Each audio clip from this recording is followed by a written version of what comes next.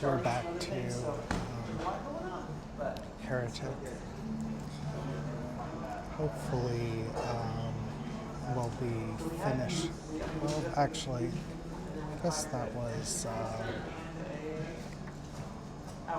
somewhat optimistic. Yeah, more left than I thought. So, as you remember, this is kind of a zine-like supplement. It's got a hodgepodge of adventures, extra classes, and other stuff. So, not really sure what we'll have in store beyond this. Like a gluttonous dungeon.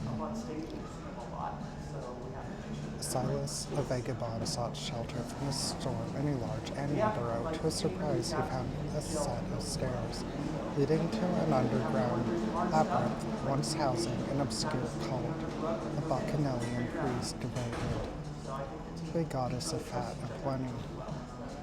In the temple, he found a beautiful knife and fork and a statue that compelled him to use them. Gorman's cutlery allows the wielder to eat anything, which is good, as the user becomes famished and must eat. Luckily, everything tastes wonderful. Silas is overcome. All he wants to do is eat. So he has compelled the labyrinth's automatons to feed him. As Silas accepted the statue's offering, it animated two fleshy ceramic automatons to serve him. And now they are creating more of their kind. They're kidnapping people to feed to their fattened king. Perhaps the disappeared villagers, relatives, or lords have asked you to find out and rescue them. Or did you find the whole, all hiding from brigands or inquisitors?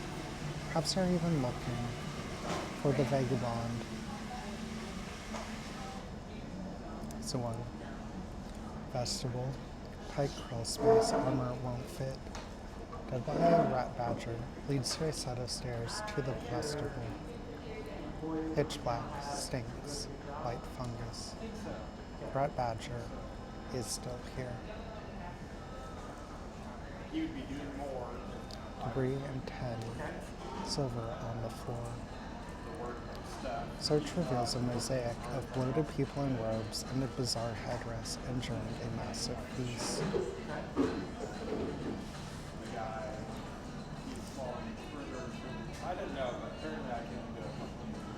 5 automaton storage. This is where the automatons are stored and created in huge vats of rendered fat. Empty ceramic humanoid figures and parts are strewn on the floor. Smell of fat, blood, and offal. The 2 original automatons animate others by pouring bodily fluids into their empty heads. Anyone entering who is not an automaton is taken to the larder for processing. Fleshy automatons, ceramic bile-filled golems smell of rot, meat, and decay. If knocked over, spill their contents and deactivate.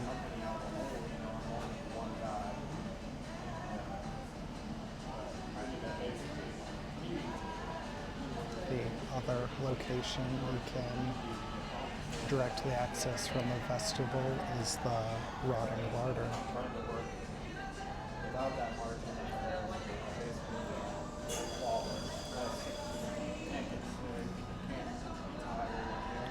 Here, the fleshy automatons prepare gourmet feasts for Silas and render down substance for themselves. 3 automatons looking for suitable ingredients. Smell of rotting flesh. Huge trenchers full of decayed meat, offal, clothes, and blood. Tiny salad leaves for garnish. And a slimy, stinking passage leads to the sewer pit. The slushy automatons deposit Silas's collected filth in the stream. Sadly, as reality breaks, the skunk has been imbued with a life of its own. Debilitating stench. Make salt test DR +2. Animated waste cannot be killed, only temporarily dissipated by enough water, leaves a horrendous stench. Only thing Silas can't digest is metal. Beneath the sledge are D6 silver and a long curved knife, shaped like a tongue. On a hit, makes a target ravenously hungry and desperately thirsty. Must eat and drink within the hour or die. The sewer pit leads to the Chapel of Faith. Here the fleshy automatons force D6 captured villagers to pray before a statue of an imposing, corpulent woman with opal eyes. The statue stands in a pool of rancid waste from the sewage pit. The smell is awful. Look into the opal eyes, test presence DR14, or be compelled to visit Silas and offer yourself. And as mentioned, 3 automatons are there acting as priests. Finally, in 6, the fattened king, redolent in travesty, Silas's bloated form fills the chamber, too large to fit through the door. Instead, he waits for fleshy automatons to feed him. The gorman's cutlery, commanding them, looks tiny in his swollen, greasy hands. When hit by Silas, test strength DR10, or be partially swallowed. When Silas takes damage, he loses bodily control. All in the room test toughness or gag for D3 rounds. Increasing all tests.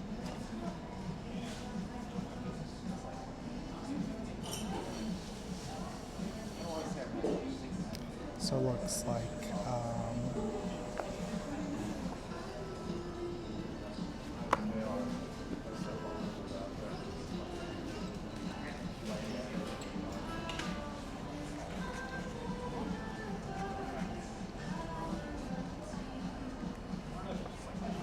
we have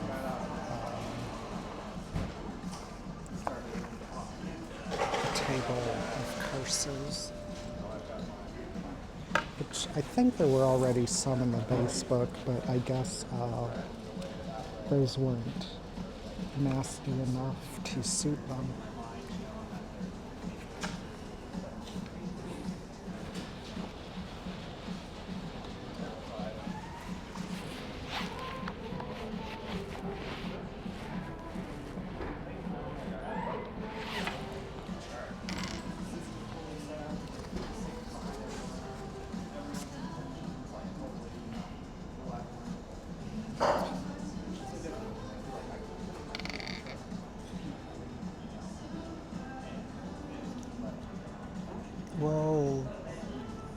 We'll go through the process 3 or 4 times. So that's a 19. Whenever you lie down to sleep, it feels as if you're drowning, which you are. Each morning you vomit brine and you're not rested. They say one can help you. Here. Have 3 Uv and Hote, twin scryers at Anathelia's Elaine's court. And the price that they would ask is 9, everything you own. And how you get rid of it. 10, kill a person of royal blood and befriend one of their family members. Isn't there that musical that's basically the story? 17, your voice is amplified by the sound of buzzing flies. In D4+1 days, flies start crawling out of your mouth. 7, Vultu can help you. Witch of Meadow Death, she lives in the obsidian mouth of a lifelike giant statue. And she asks for 1, 3d10 silver, and a kiss. And you get rid of it by Sharing the bed with an undead you cannot touch. We'll do one more. 8. Slowly but surely, you are transformed into a giant cockroach. In D4 plus 4 days, your body is insectoid, beyond your control. After 3 more days, your mind is gone.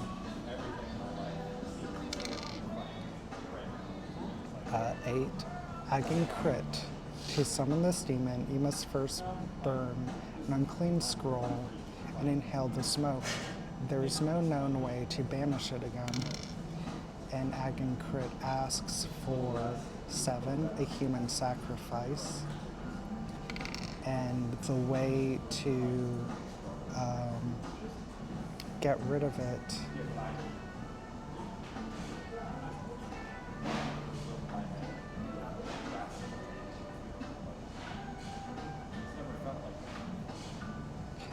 also 7, murdering an innocent in a cruel manner.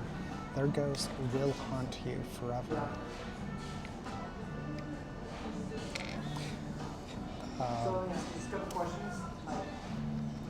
Again, I've always, in the base book too, I was very impressed the way the multiple tables came together, especially those last two. Those were just very, by themselves, I believe, kind of led you to a naturally compelling story. The merchant, a mysterious peddler.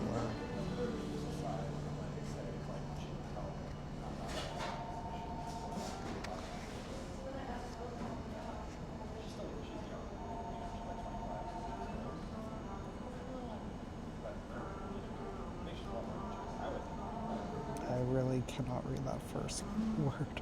Old Michael, said to have come from a wealthy mercantile bloodline. Michael's family were crucified before his eyes for heretical crime long forgotten. A foul priestess extended her hand and offered him mercy. Repent for the sincere family and be forgiven by the dark spider, harbinger of the end.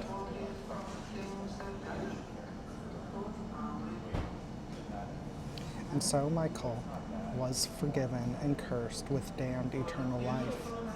The mournful dead spit him out from the blackened earth if he should ever die.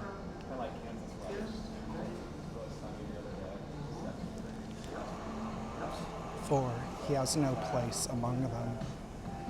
Soon Michael resumed his family's trade, but time spent in the dead earth taught him that souls are just as valuable as silver, if not more so. Eternally he wanders the dying world, bearing a grudge that too will never die. Michael only trades with heretics and outcasts. He has a distrust for villagers who crucify him for being an unfortunate undead. Held the merchant, eternal unlife. Should Michael die, all of his unsold possessions burst into black flames. The earth spits him out. He is willing to forgive you for the first time. Sells various items, depending on where he is found. He is frequently found alone or with a wagon drawn by a white-eyed mule. Roll d6 to see what he is selling on a particular day. If with the wagon, he also carries basic equipment.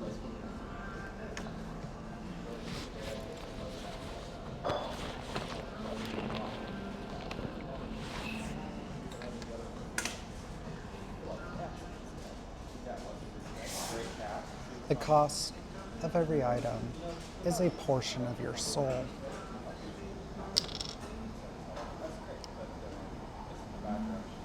Well, I'll wait. We'll roll to see when we look at the items. Nico also buys rare magical or extremely heretical items off you for a portion of a soul. Roll on the table above, but add the result instead. So what Michael is selling today If you're in Tevland, he might be selling a Gallenbeck death mask, stolen from an esteemed priest's sarcophagus. Placing it on a corpse allows you to see how it died, considered heretical theft if caught with it. And for it, he is taking one strength from you.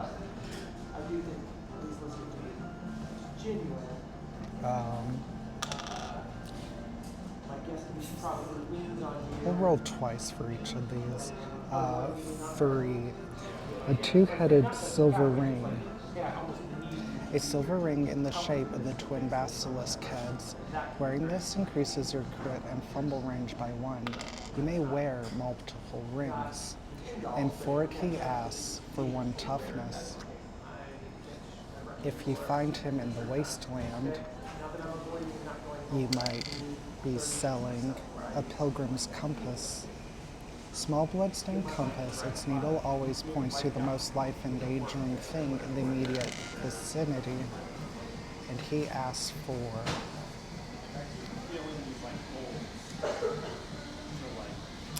1 agility for it.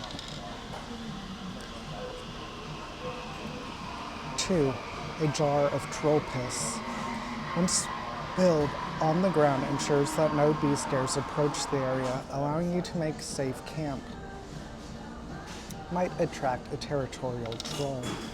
And for it he asks for 2 1 presents. In Burgess, he might be selling a one-eyed, one-legged, one-winged gull.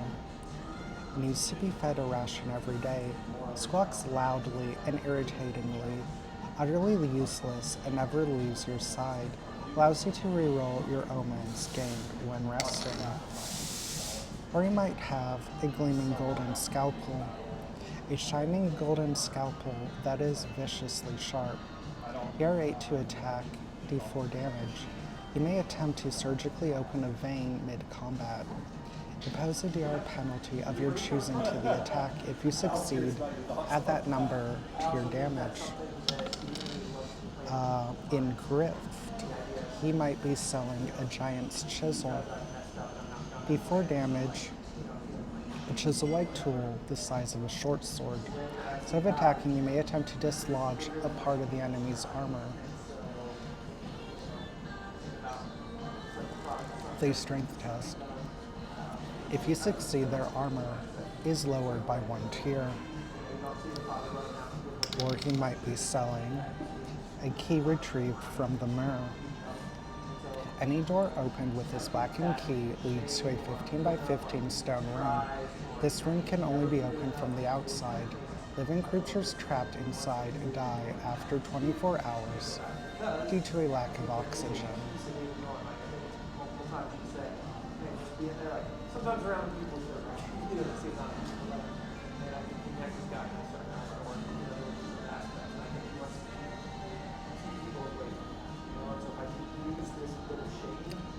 black powder weapons for the rich and foolhardy.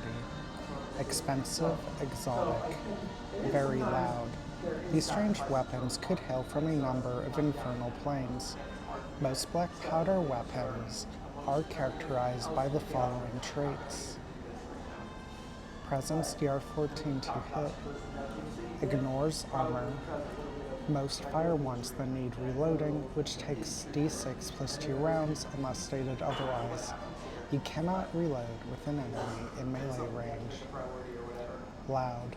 Lesser creatures might roll morale when a shot is fired. Anything more intelligent will notice and investigate.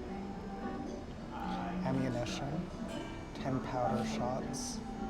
Well, it's in the title, I guess.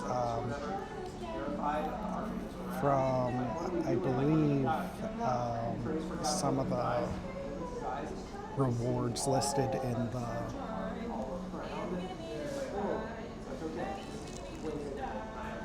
main book. Well, also, just with the adventure we saw today, I believe in the entire bit there, there's really only like the maximum possibility of like 20-ish silver. So yeah, quite expensive for even the lowest ammunition here. 10 basilisk shots, 100 silver, or 4 cannon shots for 250 silver. We'll just read some of the more interesting ones. A dragon uses 2 shots per load, deals full damage in melee range, or 1 damage die to each of 2 adjacent targets at range. One-handed, 200 silver.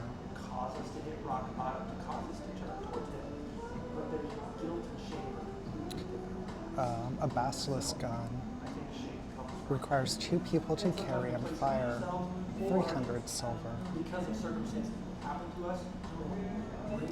And note at the bottom, word of caution to your players. Remember, if you can buy them, so can everyone else. Although, with the exorbitant prices, I do think they would be pretty rare. A Ribwaldkin uses 9 shots per load. Roll an attack against every target in front of you, then divide damage by the number of targets, or 3, whichever's higher. Round up.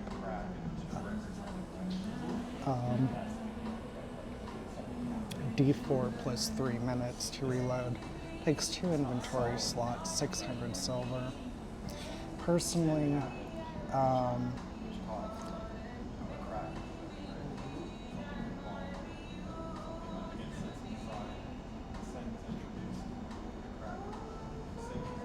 I might, if I was adding this, I might reduce the cost of ammo, because at those prices, there's almost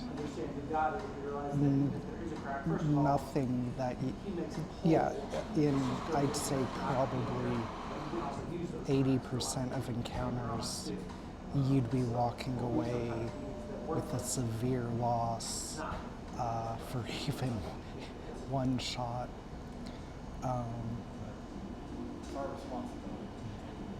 So I think maybe for the powder shots, maybe 10 silver for 10, and maybe, well, that's, again, they don't really tell you what those add for the price. Maybe I would say if you're using a cannon shot, it would, you'd only need 1 for these larger loads.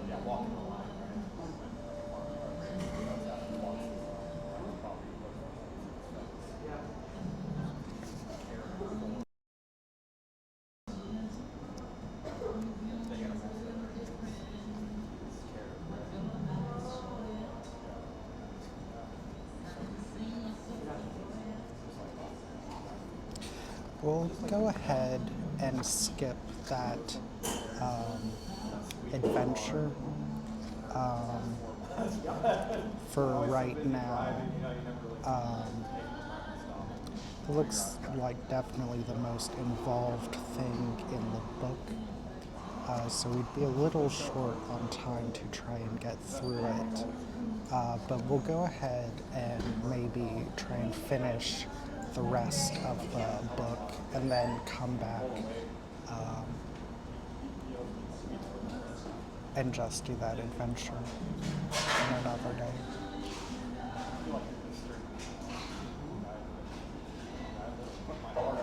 The Bone Boyer.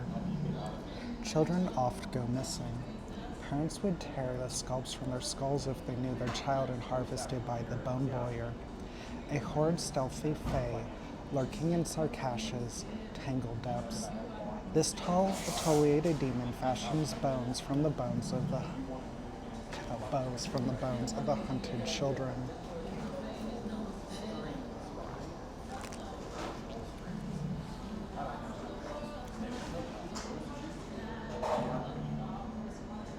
It stitches together supple flesh and fashion blood-eyed cloaks. It slays the elderly, the infirm, and the innocent. It is altogether alien and indifferent to suffering.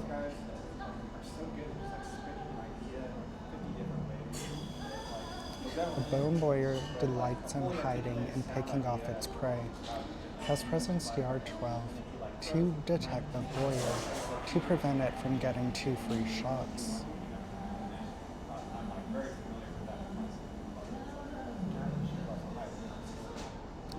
Unsavory services.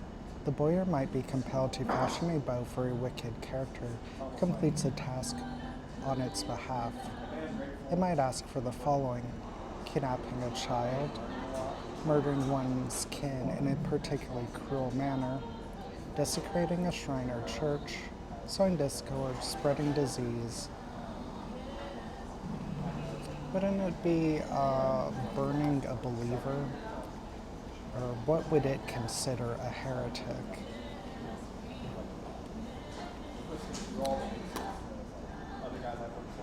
The boyer's bow, pallid bow, carved out of small bones, merged together with dark magics. Its strength and length of twined hair will always hit, but not necessarily the desired target.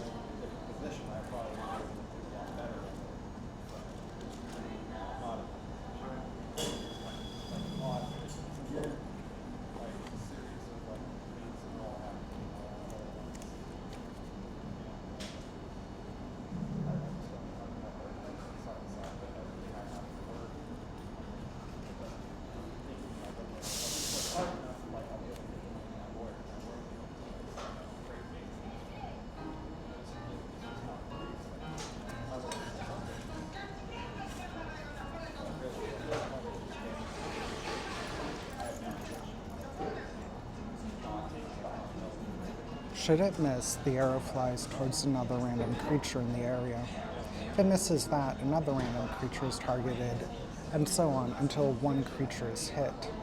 The bow cannot target nor harm the bone boyer.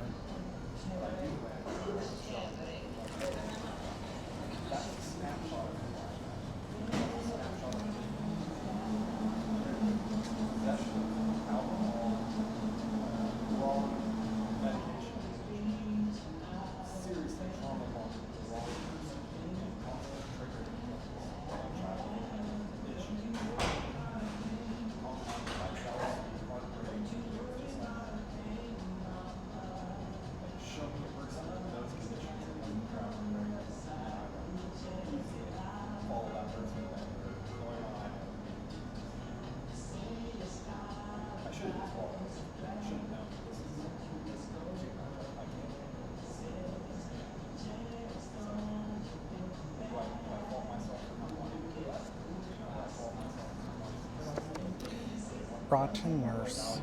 Impossible to capture or murder for silver. Okay. Many a Galidbeckian remembers the debacle of Nichols' infirmary, when surgeon and, as it turned out, necrobutcher Virgil Kant's gruesome experiments surfaced. As the Inquisition dragged him out shackled and bruised, they found a trove of limbs, heads, and cut-up torsos. Animals and humans dismembered and strewn about in a blood-drenched jumble. Down in the tunnels, he and his nurses struggled to create the ultimate creature, a conjoined bestial meat construct with a human mind. Although the Church of the Two-Headed Basilisk couldn't hide their fascination, the experiments were condemned, and Vril jailed and later disappeared. His accomplices, the 24 nurses, received a different punishment. After being brutally flogged, their broken bodies were lowered into acid vats. But they were not allowed to die. Bleeding with smoldering flesh, they were buried alive. The screams echoed across the city, and masses relished the heretic suffering. Then, all was silent, but the nurses saw no rest. When the graves were unearthed, the coffins were empty, and so rumors spread. Many claimed to have seen a human figure at the gravesite, grunting occult rhymes in an incomprehensible tongue. Others saw a strange shimmer seep down from the overcast sky into the wide-open graves, or black Schaffer horses carrying the recently deceased women into the silent night. Hidden away from prying eyes and pointing fingers, terrified of further torment, the nurses dwell underground. It is impossible to hurt them, but neither can they harm you in a traditional sense. Presence, DR14 to escape her mental torture prison, which lowers a random ability by 1 every round till you are free.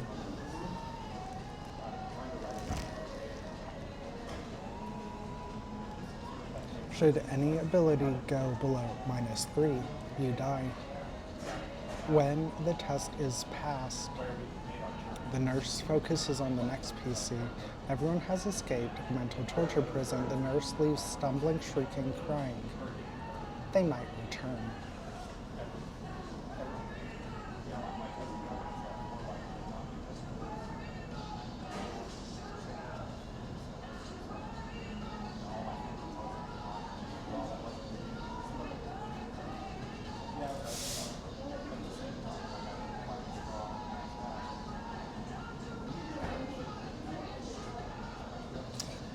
Well, we might go ahead and didn't realize it'd be that involved. We'll go ahead and look at that next time with the other adventure, and we'll be finishing this up. Little soup.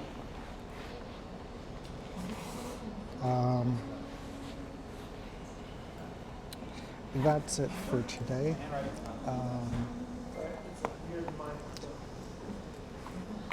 Not sure what we'll be doing next time. We might either finish this up or we might start, forget the name of it now, but it's the sequel-ish, well, volume 2 of his work that we had looked at the other day. And that'll most likely be tomorrow. I'm going to preview the rest of Karakin by myself before I decide whether I'm going to stream it or not. Last night's session, I was very annoyed with the way they were presenting things, so I'm not sure if it'll be worth it to keep covering that. But that is it for today.